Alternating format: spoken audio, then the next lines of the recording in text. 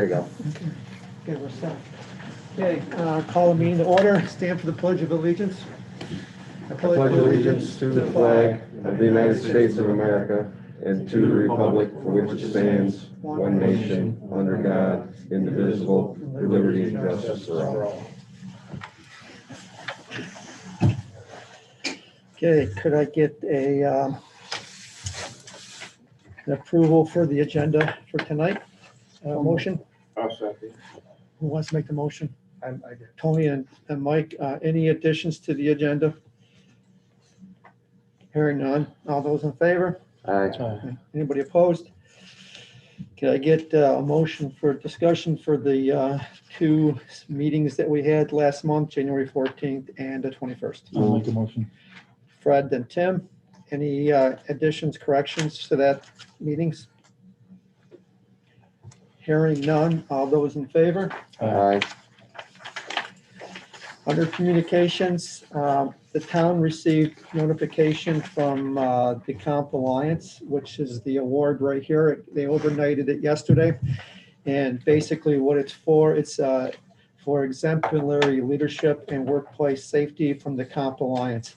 This is the most prestigious award they give away at the Association of Towns Conference. And they give it out. And because of our leadership, primarily through Darcel and Tammy, for working with the Comp Alliance and doing what they do on a daily basis, especially with COVID. We're being recognized for exemplary services. And this is, Huber was the original, he was the executive director for the Comp Alliance, and he was the executive director for the Association of Towns. And he had basically started the whole thing. So he passed away in 2012.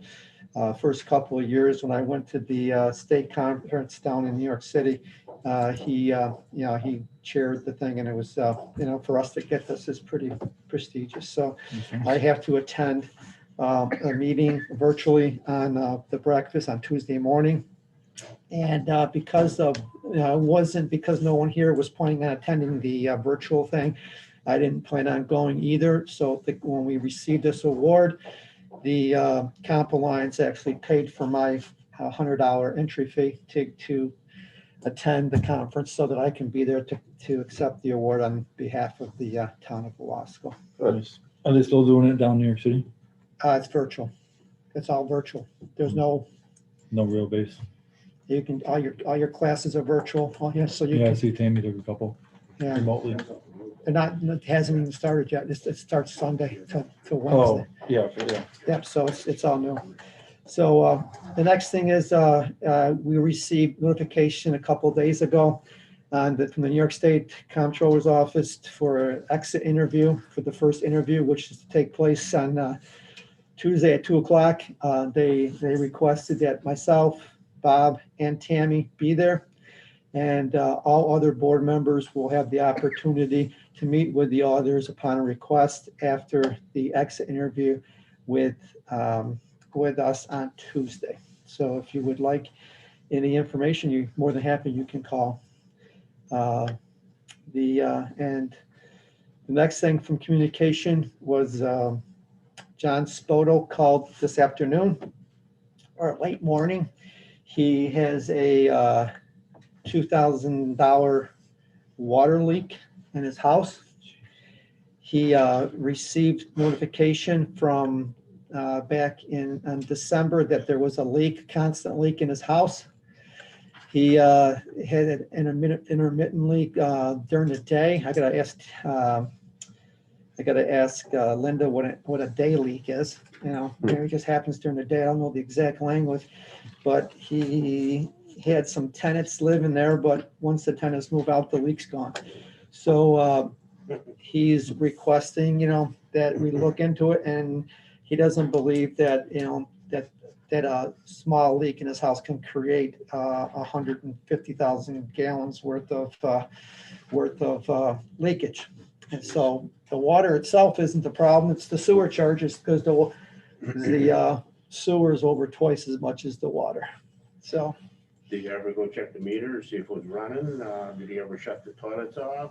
Did Well, ever he say- said they had a small leak there and they found a small leak, but he says he can't believe that small leak, what they found was the cause Those of. toilets are used quite a bit. Oh, yeah, I know. We So, found that in the past. well, I know because I have one right now that I'm trying to find. I got an intermittent leak in my house and I'm already at 16,000 gallons, which I normally use for the whole Yeah. quarter. I use for 2 months. So I got a small intermittent leak in my You house. should call a plumber, he should do something about it. Well, he did, and he's got another plumber coming tomorrow, but I wanted to let the board know, I told him that I couldn't arbitrarily grant him any relief without the board knowing about it, and without. You want relief from the sewer charge? Yeah, but the water goes down, we gotta pay for it. So, Yeah. but what past practice has always been, if you can document that there was a leak by a plumber and have it notarized that there was a leak outside the house, and you can prove that it didn't go down in the sewer, then you still have to pay for the water, but we don't charge you for the sewer. That's been past practice. You know, but however, like even with Dr. Galashow, last 2 years, they swore, I shouldn't say that publicly, sorry. Too late. They swore that, that there wasn't a leak in their house, but what they had was a cooling air conditioning. And it was always in August that it kicked on. And Mhm. so the water would go in, cool off the compressors or whatever, and then that's how that cooled their house. And for that quarter, the last several years, their water bill was $1,500. So, and they had their thing changed to a new thing, thinking it was bad, but same thing happened. I think we have to follow past practice. Well, yeah, and I don't know that it's it's our job to investigate that. I think that No. it's their job to show that, that they don't owe the money. I mentioned it was, Show it, no past practice. yeah, I mentioned it was in our local codes that they're responsible, and if they can prove to us that it Mhm. wasn't, it didn't go down the drain, then, they could seek relief, but Yeah. at that point, Just to go back, we skipped over public participation or Oh, we did? Yeah, just to make sure that there was, oh, sorry, is there anybody online or anybody, nothing on here? No one wants to be admitted. so I just wanted to make sure that we documented that there was nobody around. We can always do it at the end of the meeting Yeah. too, if anybody wants to come in.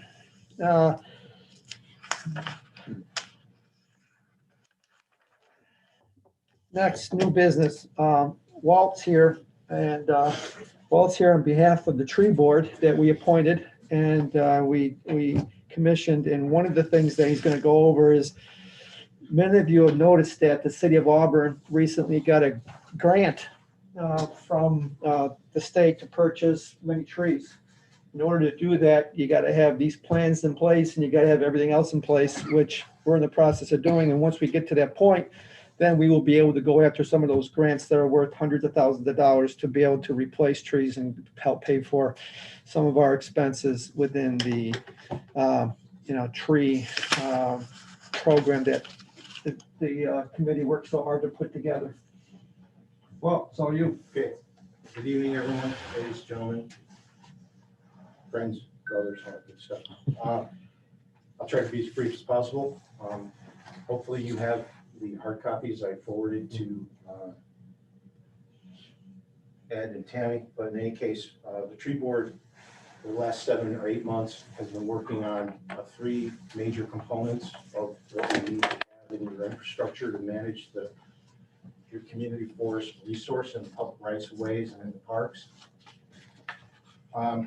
Parenthetically, I'll say that in your agenda, my name is spelled wrong, and although I would like to form a tree guild, we're talking about guidelines.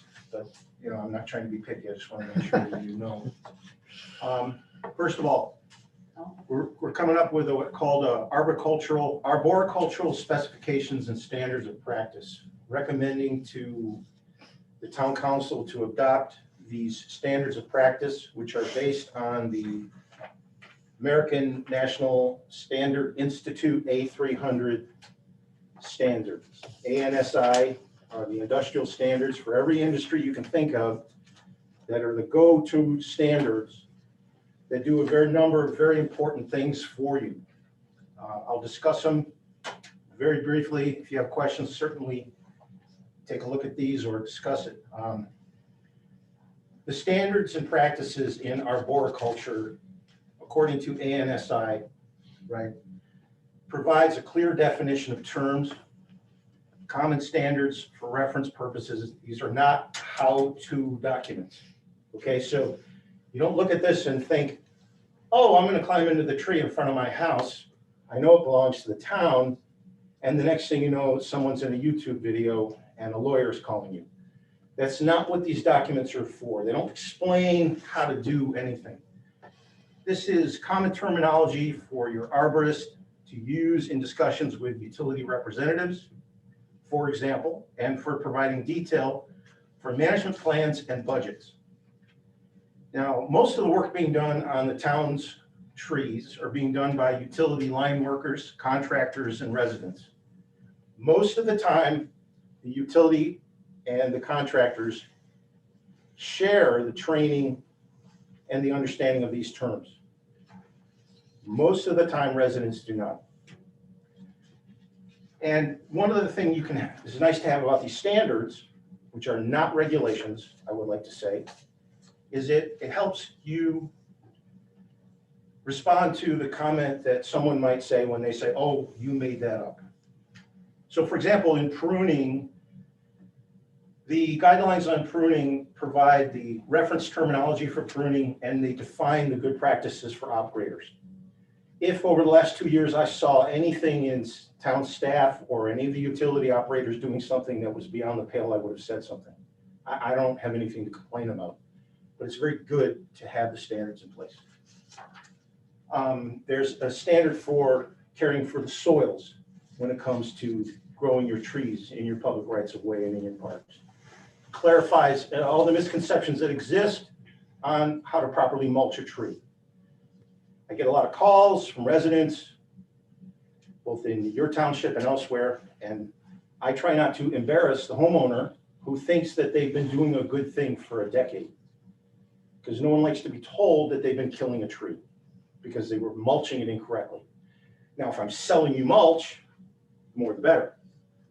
If you want to keep your tree alive, less mulch is better. So that's a good example. The ANSI standards clarify details on fertilizer application guidelines, drainage, terminology, cabling and guide wire hardware and placement, lightning protection, and the specialty hardware that's identified for that purpose. Tree care before, during, and following construction. Now, the tree board that you have serves as an advisory body to your planning board.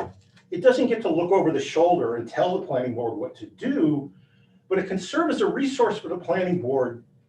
For example, if someone comes and they wants to put in a new subdivision, okay, because you need people to buy houses, because people need places to live, and you decide that's a good thing to happen. Well, maybe the planning board would like some input from the tree board about the things to think about when caring for the trees before, during, and after construction. So this doesn't tell the developers what to do, but it helps your planning board have a resource to make use of if they choose. Types of nursery trees, digging, transport, and planting. The standards provide a conceptual framework for designing a comprehensive vegetation management system to achieve a desired goal on property that requires intensive management. Most of the time that we're talking about power line rights of way and so forth. But it's a good idea to include it so you have it. Important factors to consider when thinking about root care, performance standards and risk assessment, including general guidelines and definitions that clearly define levels of tree risk assessment, because there's different kinds of tree risk assessment. And then integrated pest management recommendations having to do with the sustainability in tree care. Okay, that's why I'm specifically saying arboricultural standards and practices. These do not bear on agriculture, and they do not bear on horticulture. So I'm hopeful that you will adopt these as your standards and practices. In that same document, is a list of approved trees for the streets in the town of Owasco. And they're classified according to what typically trees grow to when they're mature. So a large tree is not necessarily large when you plant it, but when your grandson or granddaughter inherit it, it might be 100 or 110 feet tall. That's what we would call a large tree. A tree that's mature at something more like 40 to 60 feet is a medium, and a small is something like 20 feet or something like that in height. This list also has details on recommendations for your park trees, because not all trees are appropriate to put right on a corner, let's say, or where the fire trucks pull out. We're gonna plant a big bushy evergreen right there. So when the fire trucks pull out, they can't see what's coming down. That doesn't make any sense. And finally, on that tree list are specific trees that should not be planted on public rights of way in the town of Owasco. Very common sense trees shared by most of the municipalities who have such a list, which, by the way, is a requirement to even compete for the grant monies down the road. The third item on the agenda, which I'm hoping you will approve, is a draft street and park tree work permit request form. Now, Mr. Bruno and his team, they work on trees all the time. Sometimes they work on trees when they'd rather be doing something else. They do not have to request a permit every single time they want to work on a tree that's under their jurisdiction. What we're talking about is when the utilities want to service the trees in their various circuits that they have to trim on a regular basis, they will have to submit a permit application to the town and discuss what they have in mind. There's two advantages for this. One, you get to discuss with them the specific way in which they will do their work. You can just refer to the standard practices. You could insist that you look at the specific areas. You could confer with Mr. Bruno and his team. Maybe there's a tree on the circuit that Mr. Bruno has been itching to get at, but he hasn't had time. Well, maybe he can team up with the utility. Utility forester is a great guy, very easy to talk to. Partnering with them makes all the sense in the world. But the second great advantage is now you know when the utility is coming. Because when the residents and customers get those postcards, they become very animated and they will call you. Well, now you know ahead of time, and you're not just reacting to the justified concerns of residents who don't always appreciate the way the utilities cut those trees. Well, now you have information and you can act proactively, not just reactively. So I think I have summarized very clearly these three items I'm hoping you will adopt.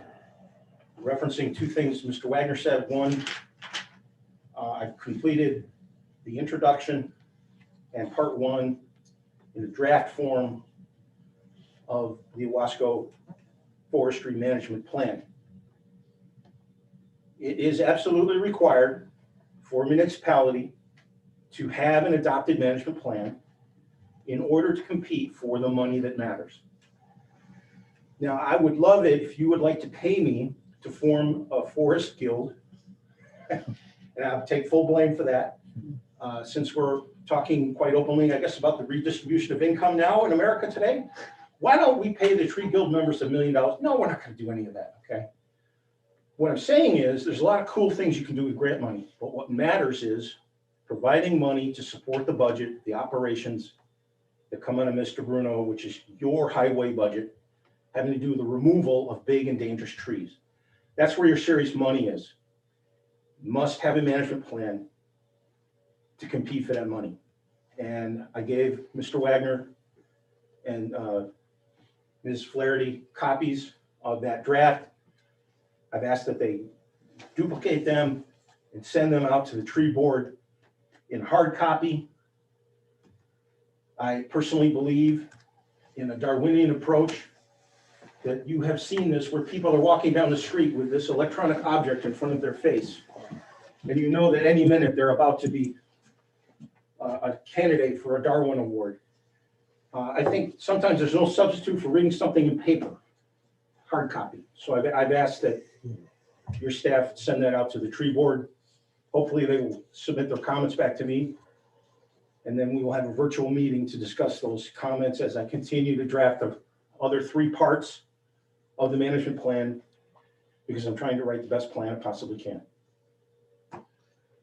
And I echo, like, not this past summer, the summer before, when we were doing our water project, or just after, the utility company came through Owasco Road, took on all these big trees without even one giving them people proper notice. And then 2 people were calling because why they gotta take a tree down like that was so nice and so big, and it was, not even near the power lines and blah, blah, blah. So we get more complaints about that than anything else. So this gives us teeth, and it gives them, and it puts them on notice. And we've already benefited from the working with New York State Gas and Electric Forester, because he's already came in and targeted some of the trees that, they removed at their cost instead of our cost. So, and they have an annual budget for tree removal every year as well. So by partnering with them, we can get more bang for our buck. So, Is this ultimately, is it tantamount to a code? Is there a penalty assessed for, doing something inappropriately, or it?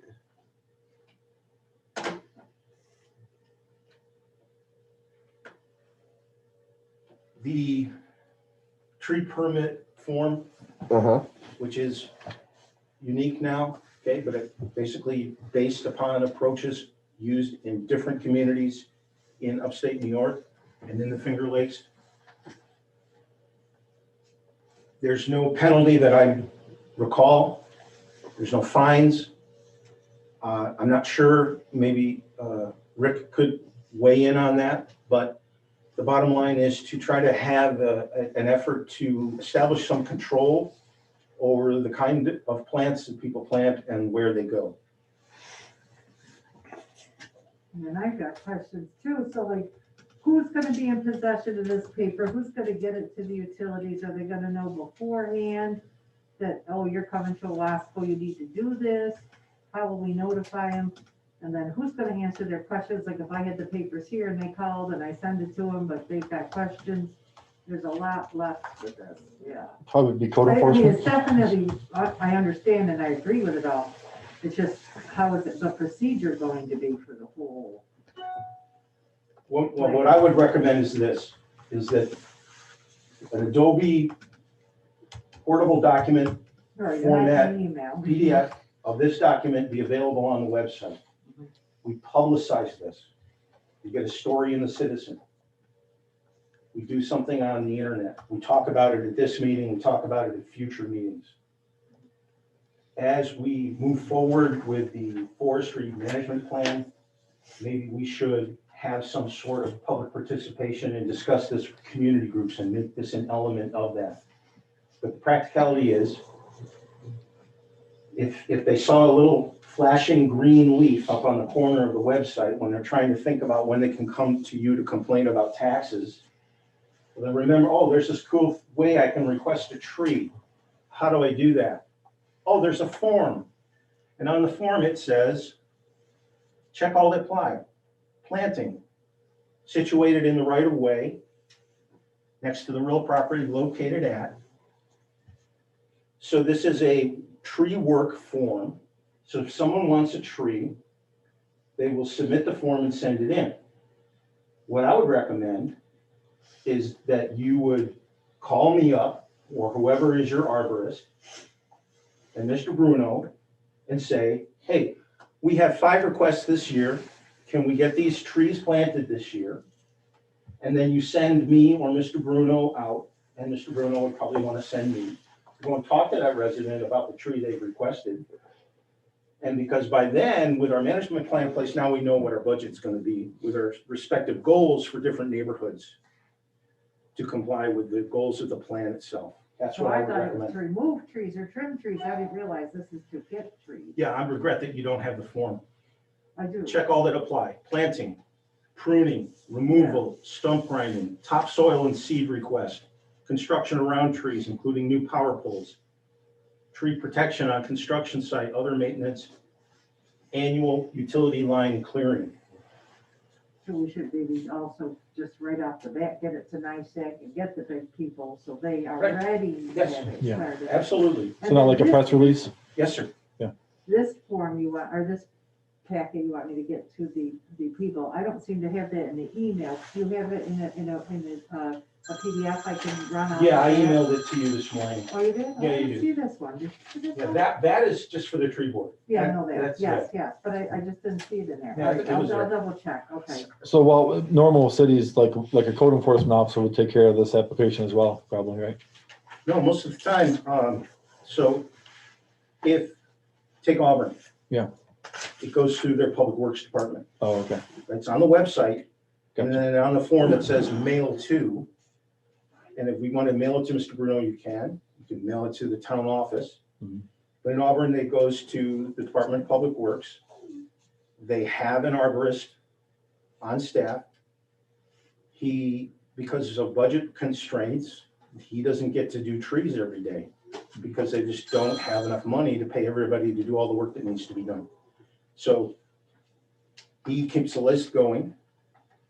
And one of the town DPW administrators keeps a list going of tree requests and tree removal and stump grinding requests. Because you usually have 3 lists: tree removals, stump grinding, tree planting. And that allows the Public Works Department to organize their work for the coming season. And bigger municipalities might have their own arborist or urban forester on staff. City of Ithaca, City of Syracuse, Rochester, and so forth. Townships are almost always working out of their town highway department, with once in a while the help of a consulting arborist like myself. So this is dealing with tree planting and tree removal and stuff that the town is responsible for in areas that we're responsible for, right away town property. Because there's a lot of recommendations with regard to types of trees that we should be planting.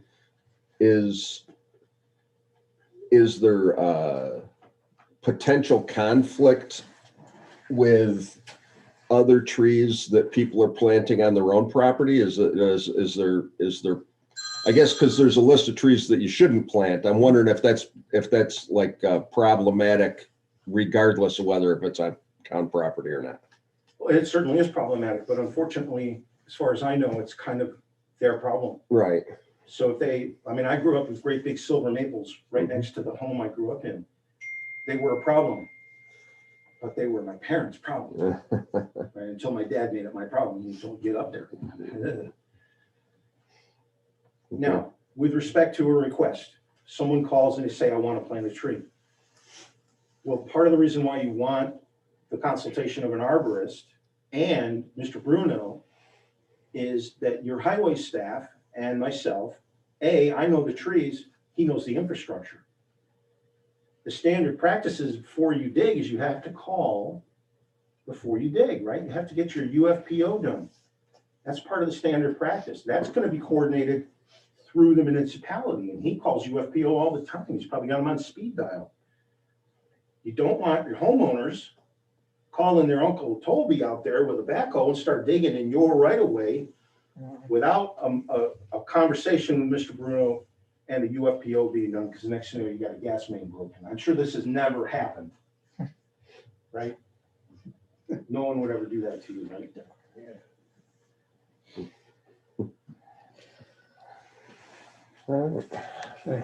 And when they go to the site, you can evaluate whether the tree requested is appropriate for that location. Because there's certain trees you don't want to plant under power lines under any circumstances. And people sometimes don't know that, but that's why you have to go ahead and review. Because the only way to turn the great big ship to a new course is a little bit at a time. And we don't want to repeat the mistakes of the past like the big trees we have on many of the avenues that are an enormous problem for your community. Can I say something? I asked Ed a couple months ago. Who owned, according to Ed, some of the people own to the center of the road, so why should we be responsible to cut their tree down if that's the truth? If we own to the center of the road, why are we gonna pay prevailing rate to cut a tree down? It's because it's costing us double, you know? We need to clarify on these avenues, because Ed said on these avenues, Rick would probably know that there's different right of ways on all these avenues. Is that true, Rick? Rick, could you hear the question? Yes. It's my understanding that in the avenues, property owners do not own to the center of the road. And historically, that's typically not the case with town roads. So the town owns the actual fee title to the town roads, generally. With county roads, a lot of times you'll see in deeds that people own to the middle of the road, of the county road, subject to the rights of the county for ingress, egress, of course. But in the avenues, when that was subdivided way back in the 1930s, you'll see the subdivision map. And then looking at deeds, people own up to the street road. Might not be where the blacktop is, but to the street line, as shown on the original subdivision maps from the 1930s when that was subdivided, or 1920s, I should say. I think the sewers went in the 1930s. Yeah, I from looking at some of the deeds that when we were doing some projects, there are a couple small avenues that their deed shows to the center of the line, center of the road, but some of them do not. So we don't really know. We had to go and look on a deed on every house, on every avenue, just to clarify that. So, any other questions for Walt before we move on? Walt has a question for Walt. I'm sorry. Just want to add to what Rick said, Mr. Galvado said.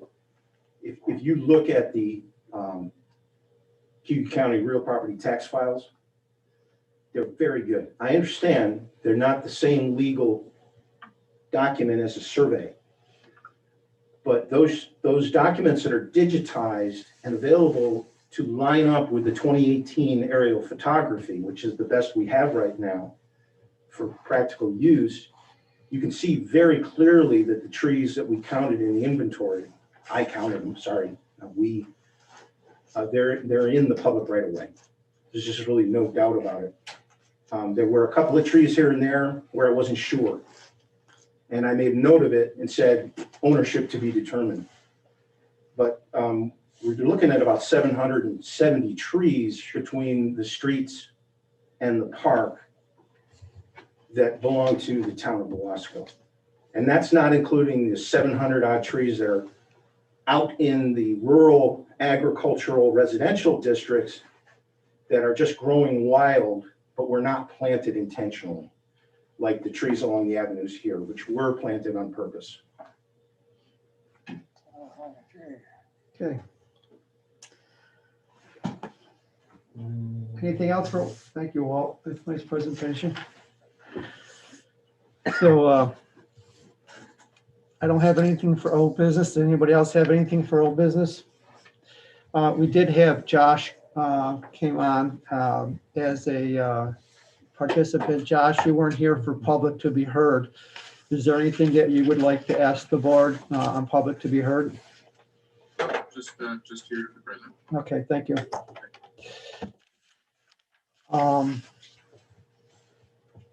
Next thing is based on the presentation that Walt just gave, I have 3 resolutions. We can either vote them in or table them or whatever you want to do. So could I get a motion for the recommendation from the tree board and Dr. Walt Aikman I'll to make a approve motion. the tree guidelines? I'll second. Okay, So I just want to be clear what exactly we're voting on in each one of these things. The first one is about the trees that are recommended or not recommended. The guide is for the trees. The first one could be the tree list, sure. Yeah. No, and here we have tree guideline, Tree guy. Guidelines, yeah. Tree guide. 32, well, 1232. Do you have the agenda there? Oh, no, you don't have one? Yeah. 2132. that one is for the, what can be planted in the right of way, is that correct? Sure. Number 2 is to, the Is 33 the is work permit form or the form, right? Yep. And then the third one is Would be the list. Guidelines again. Would be the specs. the specs. Oh, yeah, we got twice in here, Tammy. Same one. Change it to specs. Yeah, we'll change it to specs, yep. So so the first one, motion 32 is to approve the guide recommendations there. So we have a motion and a second. Any other discussion? All those in favor? Aye. Aye. Anybody opposed? Carried. The second one is to approve the work permit form. I'll make a motion for that. Timmy and Mike, any discussion? A lot of this is falling on Bob to do the work, right? I mean, that's the reality of it, is the highway department's gonna have to do this work. That or we subcontract. He doesn't do it like the removal and stuff like that. He subcontracts it out, but he's responsible for making sure it gets done. Okay. Bob, do you have any thoughts one way or the other on this thing? The more we can do, the cheaper it's gonna be. At least we're not paying prevailing rate, because right now, when we get a big tree, it's costing us on an average of 2,500 to 2,900 to get it out. And if you got 700 trees, we need a grant like the city of Auburn got back a few years ago, $355,000 they got. And they used a lot of it to cut down the old trees and a lot of it to plant new ones. I mean, we should be planting at least 25 new trees every year, right, Walt?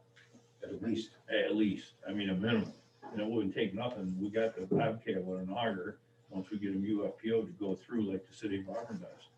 But right now, kind of like at a standstill, But it'd be good for your planning purposes to have something like this so that you know these are, Yeah, okay. this is a process kind of thing. Yeah. Yeah. Okay, thank you. Okay, any other Yeah, it'd be discussion? yearly type thing.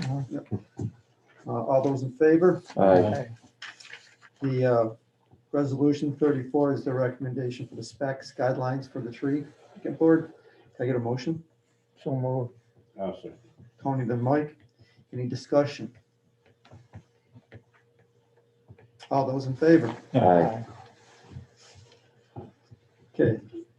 Dr. Aikman, thank you. You're very welcome.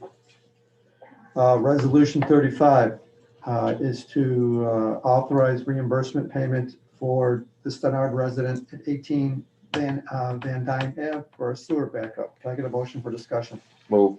Second. Okay, I'm not sure what day it was, Bob. It was That was Fred and Yeah, Timmy. Fred Timmy.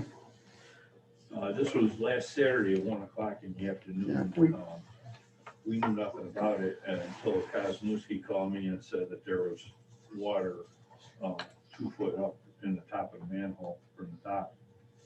And I went up there and checked it, and the manhole was loaded, and we had to bring the jetter out and jet the main. 2 questions I got here is, if the main had a lot of water backed up in it, I don't know how Mr. Kozlowski sent the auger down through the inside of their house, because there would be pressure against that, back pressure. Number 2, normally what happens here is when somebody gets a sewer backup, they usually call the office and Lori or Tammy and say, so-and-so, Mr. Vitelli on First Avenue has got a sewer backup, and we normally go up there and pull a couple manhole covers and see if the water's flowing in the main. If it's flowing in the main, then we check the basement and say, well, you're gonna have to get a plumber for this, I mean, if the Stenards followed this guideline, we would have known that we had a problem in the main, and we would have said, don't call no plumber, we have it taken care of in a couple hours, I think, we had another example on Kennedy's property on 79 Melrose. a few That's years that's off the topic. right. So the question here is, it was a Saturday, nobody's, the office is closed, no one's around. They had they had water in the backup. They assumed it was their problem. They called a plumber.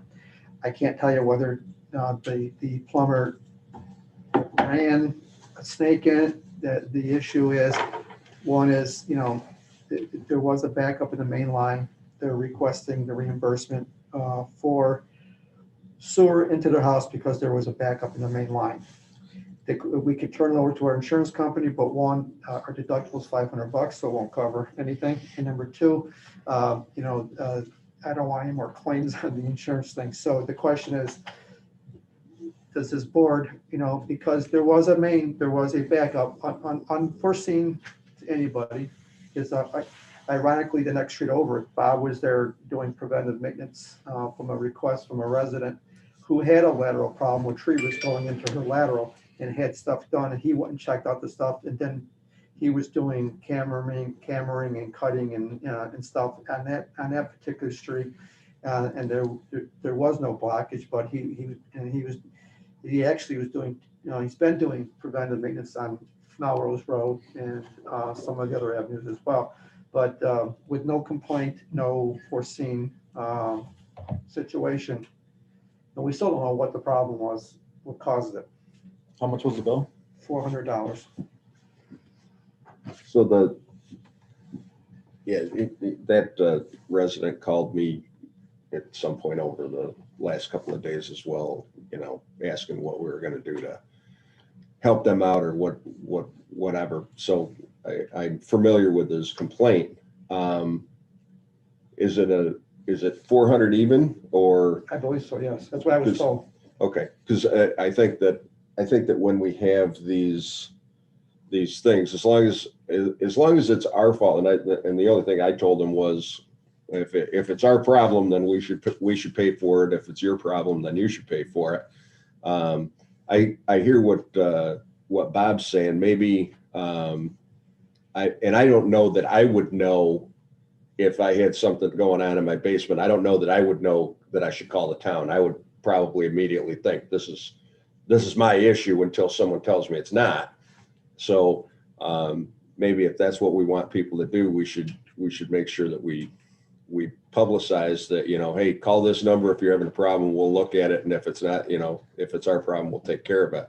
But regardless, if this is our issue, we should definitely take care of it. Yeah, I was told on Monday by the wife that, and she was really nice about it. And so I told her that I couldn't give her an answer to the board meeting. I wouldn't be able to get back to her until Friday. So that was my response to them. So it's up to the board how they want to. Yeah, I can understand where Bob's coming from. But, it was our problem. Yeah. So The main was running, right? No. It was Something was So backed up, the main was backed up? It had a calcium deposit in one of the joints up. Oh, okay. Yeah, we'll probably have to pay for it then. We should pay it. So there's a motion on the floor. Any more discussion? Yeah. Let's do a roll call. Councilman Cornelius, Yes. Councilman Ricciardi, Yes. Councilman Kerstetter, Yes. Councilman Vitale, Yeah. Supervisor Wagner. Yep. Okay, next resolution is to, for the 2021 approved budget, the following reserve accounts need to be transferred. Can I get a motion for discussion? I'll second. Okay, what we did at the budget meeting is we set up all these reserve accounts. We had money already budgeted in this account. Money's already taken care of. The money goes into the general or special accounts. Now we got to transfer it to a reserve account because we already budgeted for it. So this is just a reminder of what we already did. So can I get a motion for discussion? Do we already did it? Tony and Tim. Okay, we did it. Okay. Any questions? Hearing none. All those in favor? Everybody approved. Okay. I'll make a Audit. motion for the audit claims. Tim made a motion for audit payment claims. Is there a second? Second. Second, Fred, discussion.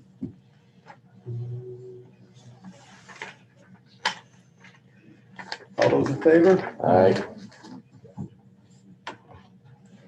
Okay, we're going to adjourn to go to executive session at 4:45 to discuss, Rick, what would you say, personnel issues? And Contract negotiations. Negotiations. contract negotiation, possible litigation. Okay, So this is it. yeah, I would like, I'd make that motion. all right, I made a I'll motion. Second. Timmy. Timmy? All right, I would like, for the first part, until we get into contract negotiation, if Bob and Tammy could stay in, because they're part of the whole thing. What So, did you say, contract and what? contract negotiation and personnel, Possible litigation. possible litigation. So, Supervisor Wagner, do you want me to stay on the line? yes, please, yep. So I gotta go. So Josh, I don't think we're gonna be voting on anything when we come out, but I don't think this is gonna take too long, maybe 10 minutes. You're welcome to come back in, or not. No, I'll step out. All right, take care. Bye now. Take care. Some kind of contract. So anyways. Hey, Walt, I'm sorry, Walt, we gotta go into exec. I ain't gonna stay with Yeah, I want you to say, I wanna put this Just for the in for first Sergeant, part. To talk about certain neighborhoods. All right, thank you.